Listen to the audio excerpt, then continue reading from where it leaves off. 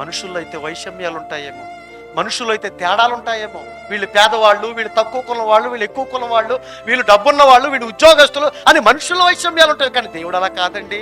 ఆయనకు అందరూ సమానమేనండి. ఆయన మనల్ని అనుకున్నాడు గనకనే భూమి మీదకి వచ్చావు. ఆయన అనుకున్నాడు గనకనే ప్రేమించాడు గనకనే అందరూ పీల్చిన గాలి నువ్వు కూడా పీలుస్తున్నావు, అందరూ తాగిన నీరు నువ్వు కూడా తాగుతున్నావు, అందరూ తిన్న ఆహారాన్ని నువ్వు కూడా తింటున్నావు.